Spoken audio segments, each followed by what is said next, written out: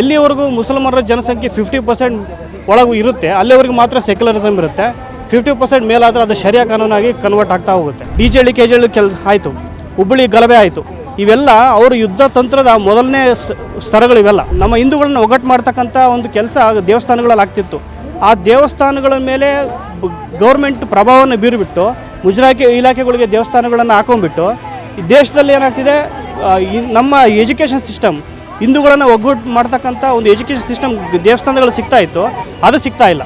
ಸಣ್ಣ ಸಾಮಾನ್ಯ ಹಿಂದೂ ಜನಗಳನ್ನ ಒಗ್ಗೂಡು ಮಾಡ್ತಕ್ಕಂಥ ಮಠಾಧಿಪತಿಗಳೇ ಹೊಡೆದು ಹೋಗ್ಬಿಟ್ಟು ಅವರವರೇ ಪಾಲಿಟಿಷಿಯನ್ಸ್ ಥರ ಕೆಲಸ ಮಾಡ್ತಕ್ಕಂಥದ್ದು ಭಾಳ ಒಂದು ನೋವಿನ ಸಂಗತಿ. ಇಲ್ಲಿರುವಂಥ ಏನು ಸೋಕಾಲ್ ಸೆಕ್ಯುಲರಿಸಮ್ ಅಂತ ಏನು ಹೊಡೆದಾಡ್ತಾ ಇದ್ದಾರಲ್ಲ, ಅವರು ಅಲ್ಲಿರುವಂಥ ದಲಿತರ ಮೇಲೆ ದಬ್ಬಾಳಿಕೆ ಆಗ್ತಿದೆ. ಯಾರಾದರೂ ಒಬ್ಬರು ಮಾತಾಡ್ತಾ ಇಲ್ಲ. ಅಂದರೆ ದಲಿತ ಮತ್ತು ಹಿಂದುಳಿದಂಥ ವೋಟ್ ಬ್ಯಾಂಕ್ ಅಂತ ಏನಾದರೂ ಇವರಿಗೆಲ್ಲ ಏನಾಗಿದೆ ಅಂದರೆ ಬರೀ ವೋಟ್ ಬ್ಯಾಂಕ್ ಅಷ್ಟೇ ಆಗಿದೆ ಹೊರತು ಅವ್ರ ಬಗ್ಗೆ ಸ್ವಲ್ಪನೂ ಸಹ ಕಾಳಜಿ ಈ ಕಾಂಗ್ರೆಸ್ನವರೆಲ್ಲ ಆಗಿರ್ಬೋದು ಮತ್ತು ಈ ಎಡಪಂಥೀಯವಾದಿಗಳಲ್ಲಿ ಯಾರ ಹತ್ರ ಇಲ್ಲ. ಬಾಂಗ್ಲಾದಲ್ಲಿ ಏನು ನಡೀತಿರುವಂಥ ಈ ಘಟನೆಗಳು ಹಿಂದೂಗಳು ಒಗ್ಗಟ್ಟು ಇಲ್ಲದೆ ಇರ್ತಕ್ಕಂಥದ್ದು ಸೂಚಿಸ್ತಾ ಇದೆ.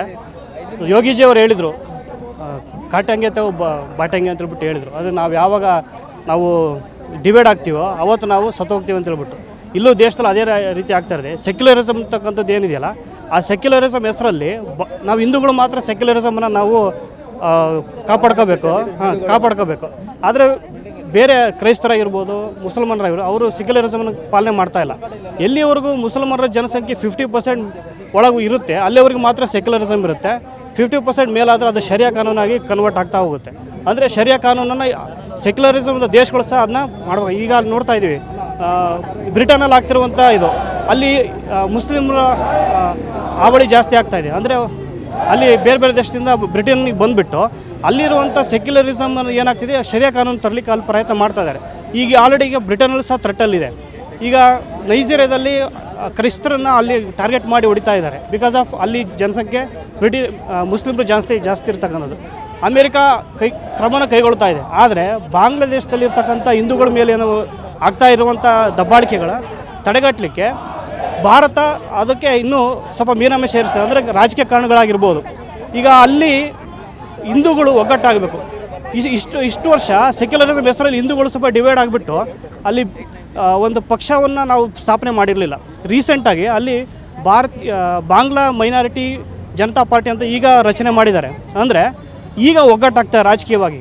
ನಮ್ಮ ಹಿಂದೂಗಳಲ್ಲಿರುವಂಥ ವೀಕ್ನೆಸ್ ಅಂದರೆ ಸೆಕ್ಯುಲರಿಸಮಲ್ಲಿ ಭಾಳ ನಾವು ಒಳಗಾಗೋಗ್ಬಿಟ್ಟಿದ್ದೀವಿ. ಈ ಸೆಕ್ಯುಲರಿಸಮ್ ಅನ್ನತಕ್ಕಂಥದ್ದು ಏನಾಗಿದೆ ಅಂದರೆ ನಮ್ಮನ್ನು ನಾವು ಚಪ್ಪಡಿಗಳಾಗ್ತಕ್ಕಂಥ ಒಂದು ಕೆಲಸ ಇದು. ಅದಕ್ಕೆ ಸೆಕ್ಯುಲರಿಸಮ್ನ ಬಿಟ್ಟು ಹಿಂದುತ್ವದ ಕಡೆ ಹೊರಟುಬಿಟ್ಟು ನಾವೆಲ್ಲ ಹಿಂದೂಗಳು ಒಗ್ಗಟ್ಟಾಗಬೇಕು. ಈಗ ಬಾಂಗ್ಲಾದೇಶದಲ್ಲಿ ಏನು BMJP ಅಂತ ಹೇಳ್ಬಿಟ್ಟು ಪಕ್ಷ ಸ್ಥಾಪನೆ ಆಗಿದೆ. ಅದ್ರ ಕಡೆ ಗಮನ ಕೊಟ್ಬಿಟ್ಟು ರಾಜಕೀಯ ಪಕ್ಷವಾಗಿ ಬೆಳಿಬೇಕು. ಹಿಂದೂಗಳು ಅಲ್ಲಿ ಒಗ್ಗಟ್ಟಾಗಬೇಕು. ಅದು ಮುಖ್ಯವಾಗಿರ್ತಕ್ಕಂಥದ್ದು.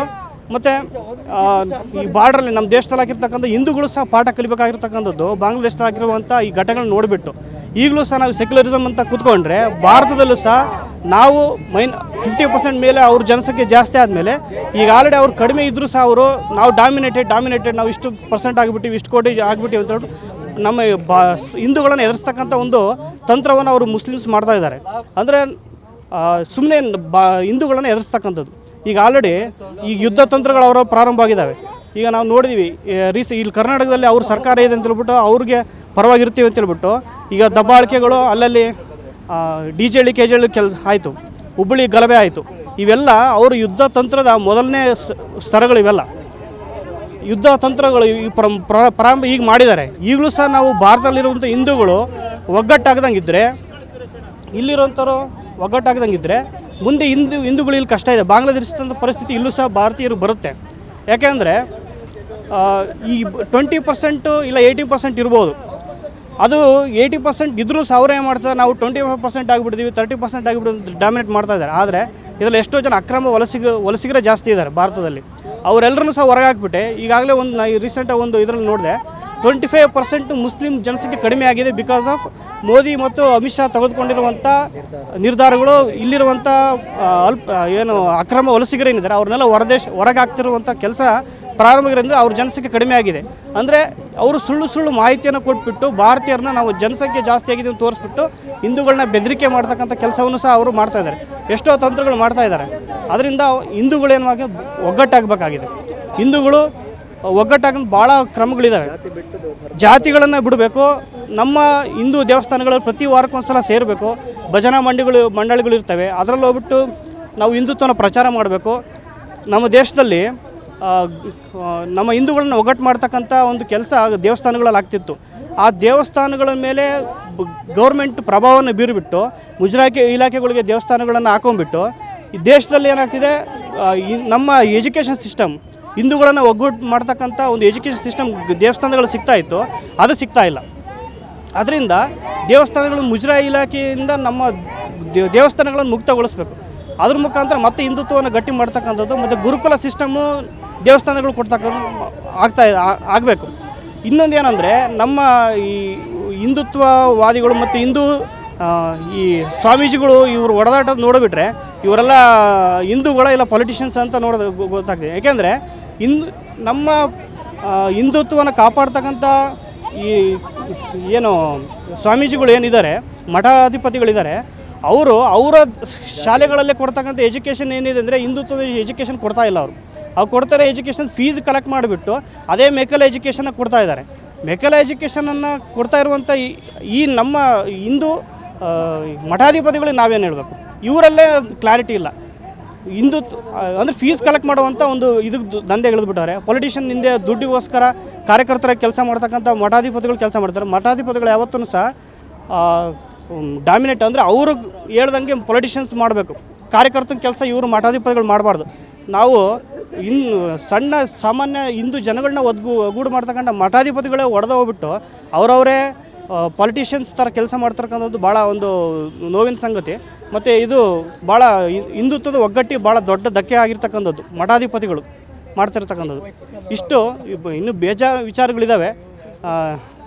ನಾವು ಇಷ್ಟು ಹೇಳಲಿಕ್ಕೆ ನಾವು ಇಷ್ಟಪಡ್ತೀವಿ. ಮತ್ತು ಬಾಂಗ್ಲಾದೇಶದಿರುವಂಥ ಅನ್ಯಾಯಗಳು ಏನಾಗ್ತಾಯಿದೆ, ದೀಪು ಚಂದ್ರದಾಸ್ ಅವರು ದಲಿತರನ್ನ ಅವರು ಎಳ್ಕೊಂಡು ಹೋಗ್ಬಿಟ್ಟು ಅಲ್ಲಿರುವಂಥ ಪೊಲೀಸ್ ಥರ ಅವ್ರನ್ನ ಹಿಡ್ಕೊಂಡು ಕೊಡ್ತಾರೆ. ಅಲ್ಲಿರುವಂಥ ಗಲಭೆ ಗುಂಪಿಗೆ ಹಿಡ್ಕೊಂಡು ಕೊಟ್ಬಿಟ್ಟು ಆ ಗಲಭೆ ಗುಂಪಿನಿಂದ ದಲಿತರನ್ನು ಕರ್ಕೊಂಡು ಹೋಗ್ಬಿಟ್ಟು ಅವರನ್ನು ಹೊಡೆದು ಬಿಟ್ಟು ಜೀವಂತವಾಗಿ ಸುಟ್ಟಾಕ್ತಾರೆ ಅಂತ ಹೇಳಿದರೆ, ಇಲ್ಲಿರುವಂಥ ಏನು ಸೋಕಾಲು ಸೆಕ್ಯುಲರಿಸಮ್ ಅಂತ ಏನು ಹೊಡೆದಾಡ್ತಾ ಇದ್ದಾರಲ್ಲ, ಅವರು ಅಲ್ಲಿರುವಂಥ ದಲಿತರ ಮೇಲೆ ದಬ್ಬಾಳಿಕೆ ಆಗ್ತಿದೆ. ಯಾರಾದರೂ ಒಬ್ಬರು ಮಾತಾಡ್ತಾ ಇಲ್ಲ. ಅಂದರೆ ದಲಿತ ಮತ್ತು ಹಿಂದುಳಿದಂಥ ವೋಟ್ ಬ್ಯಾಂಕ್ ಅಂತ ಏನಾದರೂ ಇವರಿಗೆಲ್ಲ ಏನಾಗಿದೆ ಅಂದರೆ ಬರೀ ವೋಟ್ ಬ್ಯಾಂಕ್ ಅಷ್ಟೇ ಆಗಿದೆ ಹೊರತು ಅವ್ರ ಬಗ್ಗೆ ಸ್ವಲ್ಪನೂ ಸಹ ಕಾಳಜಿ ಈ ಕಾಂಗ್ರೆಸ್ನವರೆಲ್ಲ ಆಗಿರ್ಬೋದು ಮತ್ತು ಎಡಪಂಥೀಯವಾದಿಗಳಲ್ಲಿ ಯಾರ ಹತ್ರ ಇಲ್ಲ. ಸೆಕ್ಯುಲರಿಸಮ್ ಓಡಾಡೋಂಥವ್ರು ಬಾಂಗ್ಲಾದೇಶದಲ್ಲಿ ಹಾಕಿರುವಂಥ ಮೈನಾರಿಟೀಸು ಮತ್ತು ಪಾಕಿಸ್ತಾನದಲ್ಲಿರುವಂಥ ಮೈನಾರಿಟೀಸು ಅಲ್ಲಿ ಓದೋಂಥವರೆಲ್ಲ ಮೈನಾರಿಟೀಸೇ, ದಲಿತರೇ ಹೋದರು, ಹಿಂದುಳಿದಂಥವ್ರು ಹೋದರು.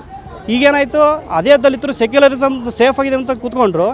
ಆ ಸೆಕ್ಯುಲರಿಸಮ್ ಅಂತ ಏನು ನಾವು ಮುಸ್ಲಿಮ್ಗಳ ಜೊತೆ ಭಾಳ ಚೆನ್ನಾಗಿರ್ತೀವಿ ಅಂತ ಹೇಳ್ಬಿಟ್ಟು ಜೊತೆಗೆ ಅಂಟ್ಕೊಂಡಿದ್ದವ್ರನ್ನೇ ಹೊಡೆದ್ಬಿಟ್ಟು ಜೀವಂತ ಸುಟ್ಟಾಗ್ತಾ ಇದ್ದಾರೆ.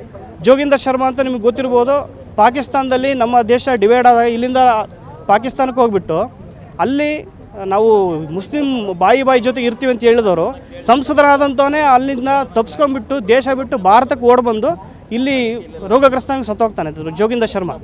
ಯಾವಾಗ ಭಾರತ ಡಿವೈಡ್ ಆಯಿತು ಆವಾಗ. ಅಲ್ಲಿ ಅರ್ಥ ಮಾಡ್ಕೋಬೇಕು, ಸೆಕ್ಯುಲರಿಸಮ್ ಅಂತಕ್ಕಂಥದ್ದು ನಮ್ಮ ಹಿಂದೂಗಳಿಗೆ ದೊಡ್ಡ ಕಂಟಕ.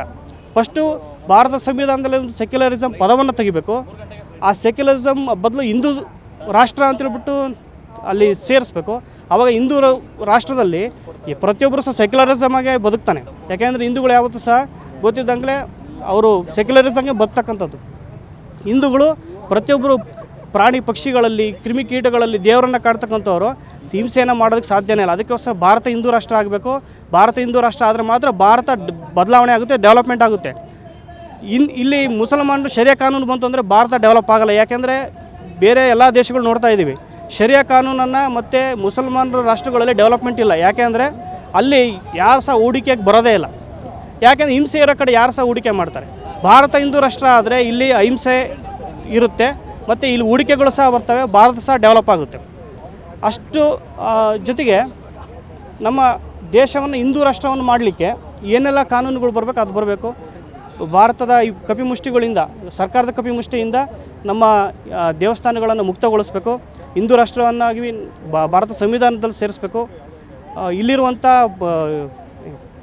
ಏನು ಹೊರದೇಶದಿಂದ ಬಂದಿರುವಂಥ ಪಾಕಿಸ್ತಾನಿಯರೇ ಆಗಿರ್ಬೋದು, ಬಾಂಗ್ಲಾದೇಶದ ಮೈನಾರಿಟೀಸ್ ಆಗಿರ್ಬೋದು, ಅಕ್ರಮ ವಲಸಿಗರನ್ನು ಫಸ್ಟು ಹೊರಗೆ ತೆಗಬೇಕು. ಯಾಕೆಂದರೆ ಅವರಿಂದ ನಮ್ಮ ದೇಶಕ್ಕೆ ಥ್ರೆಟ್ ಆಗಿರ್ತಕ್ಕಂಥದ್ದು.